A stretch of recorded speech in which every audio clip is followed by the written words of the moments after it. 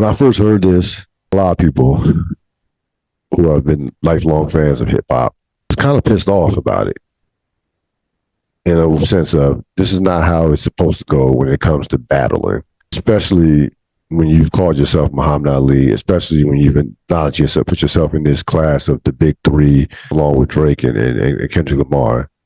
But as I thought about it more, this actually was a good thing for hip hop, and it actually provided clarity. Like I said this last week, a couple weeks ago. There's never been a big three. Let's get that clear. It's never been a big three.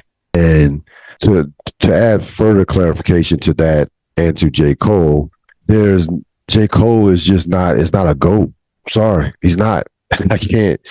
You can't be considered one of the GOATs if you don't believe that you're one of the GOATs. And you say, well, how can you say that he doesn't believe he's one of the GOATs? If you're in the fight, then fight. If you're in the fight, then fight. Like the worst thing he probably could have done was would have said, yo, Kendrick, you got it. I'm not even trying to battle you. You got it. You the man. This probably was the second worst thing, to come out with a track and then to, no pun intended, to retract that and walk it back. I've never seen, like I said, this, you can't compare this to Super Ugly. We're thinking about, last time a rapper apologized over the course of a battle rap. You gotta go back to Jay-Z, Nas. Jay-Z drops Take Over, Nas drops Ether, then Jay-Z comes out with Super Ugly, and then he didn't even apologize, by the way. That was more like it went too far. And the only reason he said that was because his mom checked him. And the track was horrible. It was a horrible track at that. It was a horrible track, and his mom checked him. Only reason like Jay even semi-apologized or even walked that back, that was understandable. Your mom checked, it's still your mom. I don't care who you are. But when you're in the fight, then you're either in or you're out. And you can't consider yourself one of the GOATs. Like I said, Kendrick, if J. Cole, pure and simple, just didn't want to smoke with Kendrick Lamar. He didn't want it. He just did not want it. And again, I think it's one of the situations where you don't believe that you are on that level if you are not willing to go tit for tat, toe to toe, and actually battle this thing out. You just don't believe it. I grew up watching Allen Iverson play basketball. I saw Allen Iverson in high school as like a 15, 16-year-old, basically single-handedly beat in an AAU tournament, beat Jerry Stackhouse and Jeff McGinnis. At the time, Jerry Stackhouse was a top 5 player in high school basketball. Jeff McGinnis was a McDonald's All-American. They both would end up being McDonald's All-Americans. And I didn't even know who else was on Allen Iverson's team.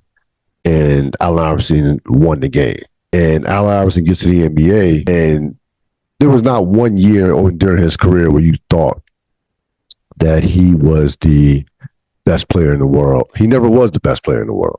Duncan, Kobe, Shaq, Jordan, those guys ran the league while Iverson was there. In the latter part of his career, of course, you had LeBron. But here's the point. Allen Iverson always thought that he was the best player on the floor. No matter what you and I thought, he always thought he was the best player on the floor. I've seen Allen Iverson say, the 6 years I've been in the league 6 years, I've been the MVP all 6 years in my eyes. Was it true? He was the MVP in 2001. He came in 96, so he was the MVP one of those years. But he believed that, and you believe that he believed that based on how he played, how he competed. That was the thing I respected the most about Iverson.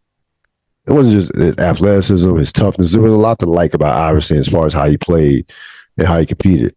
But the thing I respected the most was the confidence he had in himself, despite being undersized. That was the thing.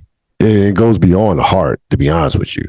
There was a self-belief that forced you to believe in the type of player that he was. And he always carried that until he just couldn't physically do it anymore, until he refused to go to the bench, which is another story. But until it was over. Like, he always had that. There was never any doubt. If you want to be considered one of the GOATs, call yourself Muhammad Ali, there can be no doubt. There can't be any doubt at all in your belief in yourself.